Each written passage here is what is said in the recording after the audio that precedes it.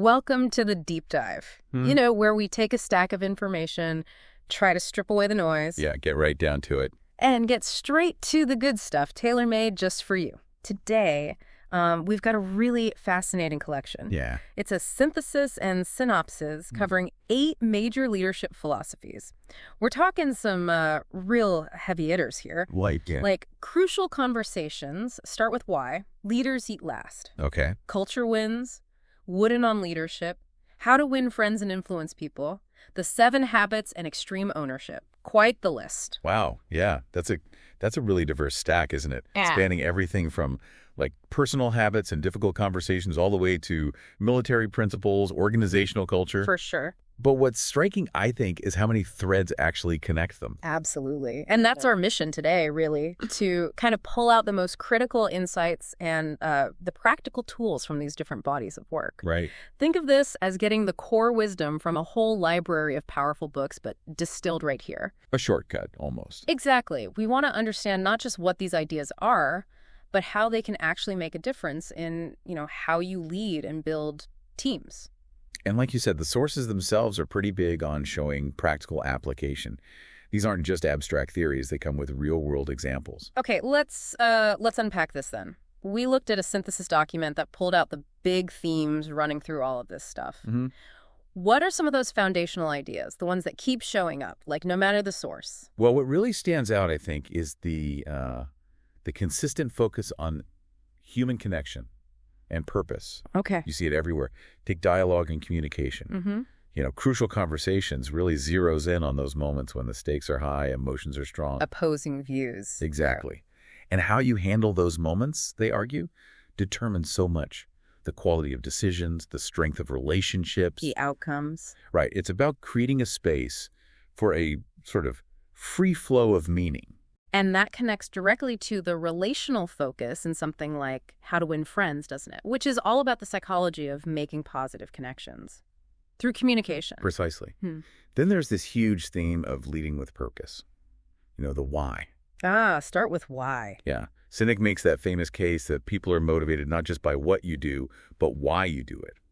That purpose creates this really powerful resonance. It's like a magnetic north, right? It pulls people together and aligns effort almost naturally. Totally. And you see this echoed in Leaders Eat Last, Culture Wins, even Wooden on Leadership. Yeah. Shared values, clear principles that give teams direction and meaning beyond just the task list. And the shared purpose, it often ties into creating safety and trust, I'd guess. Absolutely. Leaders Eat Last introduces that really powerful idea of a circle of safety. Right.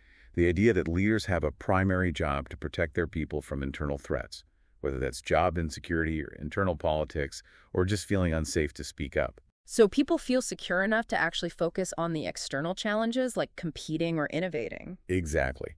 And that feeling of psychological safety, well, it's foundational for dialogue in crucial conversations. They talk about needing mutual purpose and mutual respect. Which has to be built on something. It's built on the character and values emphasized in things like Culture Wins and Wooden on Leadership. Okay, so it seems like a core principle across these is that leadership really starts inward. Self-awareness and personal mastery seem crucial. Oh, definitely. The 7 Habits of Highly Effective People is pretty much built around this inside-out paradigm. Right. You focus on changing yourself first, your character, your habits, before you can really effectively influence others or external situations. It's about understanding your own triggers, your tendencies, like the crucial conversations idea of mastering your stories that drive how you feel and act. Exactly. Understanding that path to action. Which leads naturally to principles and values. If leadership starts inside, it needs a compass, right? It does. Wooden's entire coaching philosophy is just rooted in character and values, captured in his pyramid of success. Yeah. And Culture Wins makes a really strong argument that a strong culture built on clear, lived values is your ultimate advantage, especially now, with talent churn being what it is. Makes sense. And even How to Win Friends principles, they only really work if they come from a place of sincere respect. They aren't just techniques for manipulation. So principles provide consistency, they build trust. Okay, and finally, all this great stuff, the communication, the purpose, the values it has, to actually result in getting things done. There's a strong emphasis on action and execution. Yes. Moving from intention and dialogue to actual results, Crucial Conversations has specific steps for making decisions and assigning actions after the dialogue. Right, the follow-through. And then you have extreme ownership, which takes this principle to its, well, extreme, arguing that leaders must take full responsibility for everything impacting their mission and their people. No excuses. No excuses, no blaming, driving solutions and execution. The military context provides some potent examples under pressure, but the principles, they argue, are universal. So you have these core pillars emerging. How we communicate, having a clear purpose, creating safety, mastering ourselves, standing on strong principles, and then actually executing. They really do seem to reinforce each other. They absolutely do. It's quite interconnected. Now, maybe we can pull out a few really impactful, specific concepts or tools from this stack. Yeah, let's do that. We can't possibly cover everything from all 8 books in detail, but there are some ideas that are particularly memorable and useful. Perfect. Where should we start? Maybe Crucial Conversations. Beyond just defining them, what's like 1 or 2 key moves they suggest for handling those difficult moments? Okay. One of the most powerful ideas, I think, is understanding the pool of shared meaning. The pool of shared meaning. Okay. In a crucial conversation, the goal isn't really to win or even just be right. It's to get all the relevant information and perspectives out there into this common pool. So everyone sees the whole picture. Exactly. So everyone can make the best possible decision together. Dialogue is the process of building that pool. Just framing it that way, that shifts the focus, doesn't it? From conflict to, like, collaborative problem solving. It really does. And how do you actually contribute to that pool? Especially if you have something difficult or maybe controversial to say? Well, they offer a great tool called State My Path. It's a way to speak persuasively, but without being, aggressive or shutting others down. State. Okay. What does that stand for? So you start by sharing the observable shared facts, just what you saw or heard, objectively. Okay. Facts first. Then you tell your actionable story. This is your tentative conclusion based on those facts, using phrases like, it seems to me, or I'm starting to wonder if. Tentative. Okay. Not accusing. Right. Crucially, you then ask for others' paths. You genuinely invite their perspective. How do you see it? What's your view? Then you talk tentatively, like we said, not presenting your view as absolute truth. And finally, you encourage testing. Actively ask them to challenge your thinking. Do you see it differently? What am I missing? STATE. That's really practical. Okay, moving from communication to purpose. Start with why gave us the golden circle. Right, the golden circle. It's that simple but profound idea that most companies and maybe most people communicate from the outside in. They start with the what. Exactly. What they do, how they do it, and maybe then they get to their WHY. If at all. Right. But inspiring leaders, think Abel or MLK Jr., they communicate from the inside out. They start with their WHY, their purpose, their belief, their cause. And then they explain how they fulfill that why and what they actually offer. Exactly. It flips the script. Then the book links this to biology, right? That your why speaks more to the limbic part of the brain. Yeah, the part that handles feelings, trust, decision-making. Yeah. It operates below the level of just rational language. So it creates a deeper connection. A deeper resonance, yeah. The argument is people don't buy what you do. They buy why you do it. Okay. And building on that sense of connection and safety, Leaders Eat Last introduced the circle of safety. Yes, this is such a core concept in that book. Sinek argues that organizations that really thrive have leaders who consciously, intentionally create this circle where people feel protected from internal dangers. Like office politics or fear of layoffs. Exactly. When leaders prioritize the well-being and safety of their people first, those people respond with trust and cooperation. It creates a strong, resilient culture naturally. He also talks about a danger called abstraction kills. What was that about? Oh, this is powerful and maybe more relevant than ever. As organizations grow, leaders can get further and further away from the reality on the ground. Detached? Yeah, detached from the customers, from the front line, work the bedside, as they use in some healthcare examples.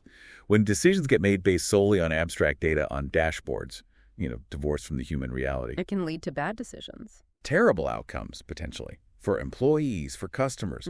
Staying connected, genuinely connected to the front line is just vital. That idea of connection feels really tied to culture wins, too, with its argument that culture trumps strategy. Absolutely. I mean, if people don't feel connected and safe within the organization, your brilliant strategy doesn't matter much, does it? They'll just leave for a better culture. True. This book argues that When a team's values, behaviors, and rewards are genuinely aligned, it can feel less like just a workplace and more like family, like friends plus family. Exactly. A place where people feel this deep bond and are willing to go the extra mile for each other, not just because it's their job. And the book offers specific things you can do, right? Like using the 4 C's in hiring. Yeah, the 4 C's: character, competency, chemistry, and culture. To make sure new people don't just have the skills, but they actually fit that family feel, the values. So hiring isn't just about skill anymore. It's about the whole person and how they mesh with the team and the values, yeah. Okay, shifting gears slightly to a different kind of leadership perspective. Wooden on leadership. His unique definition of success always stood out to me. Oh, it's so powerful, isn't it? Because it's so countercultural. His definition isn't about winning games or championships. No. It's peace of mind, attained only through self-satisfaction in knowing you made the effort to do the best of which you were capable. Wow. It puts a focus entirely on effort and your own inner standard, not external validation at all. Completely. And that's embodied in his pyramid of success, right? Where the foundation blocks are things like industriousness, enthusiasm, friendship, not just raw talent. Yeah, the character traits. He constantly brings it back to the process over the outcome. Make each day your masterpiece. Focus on the quality of the effort you're putting in right now. That focus on process must really help manage the inevitable ups and downs, the wins and losses. Absolutely. It builds resilience. Now, the classic, how to win friends and influence people. It sometimes gets a bad rap, maybe seen as just techniques. Yeah, like manipulation light or something. Right. But at its core, it really seems to be about understanding basic relational psychology, doesn't it? I think so. It's about connecting with people on a truly human level, understanding their fundamental needs and desires. Take one of the core principles. Make the other person feel important and do it sincerely. The sincerity part is key. It's everything. Genuinely focusing your attention on others, remembering their name, listening intently when they speak about their interests. These aren't tricks if done sincerely. They build genuine connection and trust. It's really about shifting your focus from yourself to the other person, which echoes, interestingly, the 7 habits, specifically, seek first to understand, then to be understood. It does, doesn't it? Covey's 7 habits starts with that whole inside-out idea we mentioned. You master yourself first. The private victory. Exactly. Habits 1 to 3. Be proactive. Begin with the end in mind. Put first things first. Then, and only then, can you truly succeed in interdependence with others, the public victory. Habits 4 to 6. Think win-win. Seek first to understand. Synergize. Right. And that idea of building interdependence is really captured beautifully by the emotional bank account metaphor. Yeah, that's a good one. It's such a useful way to think about relationships. Every interaction is either a deposit, building trust through kindness, keeping commitments, listening, or it's a withdrawal, breaking promises, being disrespectful, ignoring them. Right. And effective leadership, strong relationships, they depend on consistently making deposits. So there's a balance, or ideally a surplus, when difficult conversations or inevitable mistakes happen. You need that buffer. You absolutely do. Okay. Finally, bringing it back to execution and accountability. Extreme ownership. Yeah. The core defining principle is just so simple, yet so radical. Which is? Leaders own everything, full stop. No excuses, no blaming the team, the resources, the circumstances. If something goes wrong, the leader looks inward first. What did I do or fail to do? That feels like the ultimate responsibility principle. It must be tough to live up to. It is. But they argue it's incredibly empowering, not just for the leader, but for the whole team. Because that mindset is contagious. It empowers everyone down the chain to take ownership themselves. And out of that mindset comes practical principles, right? Like prioritize and execute. Exactly. In chaotic situations, which happens often, a leader's job is to calmly identify the single most important thing that needs to happen right now. Cut through the noise. And direct all necessary resources there. Then, once that's handled, move on to the next priority. It's about bringing clarity and focus under intense pressure. Okay, wow. So we've covered a lot of ground here, pulling out these key concepts. Let's see. Creating shared meaning through dialogue. Leading with a clear purpose, that why. Building safety and trust. Mastering ourselves, that inside-out approach. Standing on principles and values. Connecting with others genuinely, making those trust deposits. Owning the results no matter what. And focusing on what's most important. Prioritizing and executing. It's amazing how they all weave together, isn't it? It really is. Yeah. They reinforce each other. Clarity of purpose helps build safety. Self-awareness is absolutely key to managing those crucial conversations effectively. Building relational trust makes execution so much smoother. Exactly. And the great thing is, the sources give us really practical ways to implement these ideas. You don't have to boil the ocean. No, not at all. Think about maybe trying out the state framework we talked about to prepare for a difficult conversation you know is coming up this week. Yeah, or asking yourself the celery test question from Start With Why. When you're faced with a new opportunity or decision, does this actually align with our core purpose, our why? Or actively combating that abstraction trap from Leaders Eat Last. Maybe dedicating just, say, an hour each week to spend time with the frontline team, really seeing the work through their eyes. That could make a huge difference. Or using the 4Cs filter from Culture Wins during your next hiring conversation, thinking beyond just competency. Good one. Or starting your next team check-in with some intentional emotional bank account deposits. How so? Maybe just a quick round of shout-outs or recognitions, like 7 habits and how to win friends would suggest. A little appreciation goes a long way. It really does.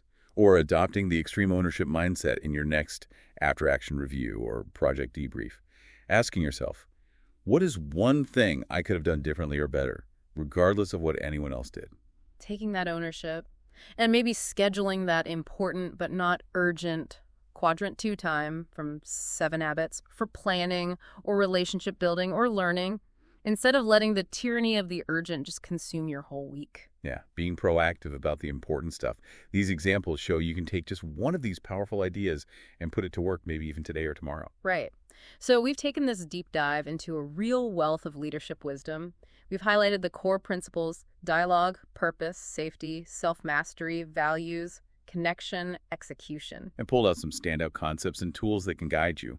These ideas offer really powerful lenses and practical actions for anyone looking to lead more effectively, build stronger teams. So here's a thought to leave you with. Considering all the ways these different approaches emphasize both who you are as an individual, your character, your habits, and how you build relationships and culture around you, where do you see the biggest opportunity for positive change right now, in your own world, your own sphere of influence? Is there maybe one specific communication tool, like STATE, that resonated? Or one idea about clarifying purpose? A step towards building more trust? Or maybe an execution principle like prioritize and execute that just clicked for you? Think about which concept really stood out from our conversation today, and consider this. How could you put just one of those ideas into practice in the next 7 days? Start small, experiment a little, see what happens. Thanks for joining us on this deep dive. We hope these insights serve you well on your leadership journey.